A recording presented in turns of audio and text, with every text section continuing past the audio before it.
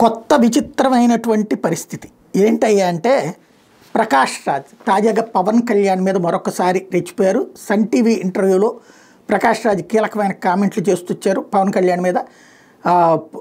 ఏదైతే ఫుట్బాల్ని ప్లేయర్స్ తంతూ ఉంటే ఎటుపోతున్నావో అనే విషయం దానికి తెలియదు. పవన్ కళ్యాణ్ పరిస్థితి కూడా అట్లాగే ఉంది. గతంలో కులం మతం లేదని పవన్ స్వయంగా ప్రకటించారు. పెరియార్ని పొగిడి ఇప్పుడు బీజేపీకి మద్దతు ఇస్తున్నారు.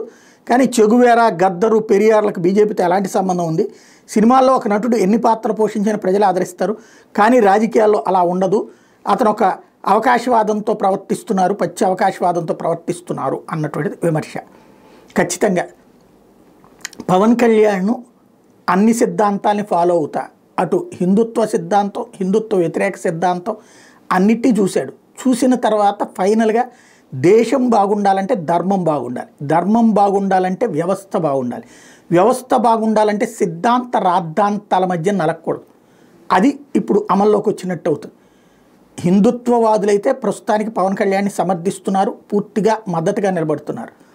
ఈ పెరియార్ సిద్ధాంతాలు లేకపోతే కనుక ఏది దేవుడు లేడు అని చెప్పడం ఒక ఎత్తు, చివరికి దేవుడికి వ్యతిరేకంగా మనిషిని దేవుడు అని చెప్పినటువంటి వ్యక్తి అదే పెరియార్ విగ్రహాలు పెట్టించుకున్నాడు. మళ్ళీ పెరియార్ విగ్రహారాధనకి నిషేధం అన్నటువంటి వాడు పెరియార్ విగ్రహాలే ఏర్పాటు చేసుకున్నటువంటి పరిస్థితి.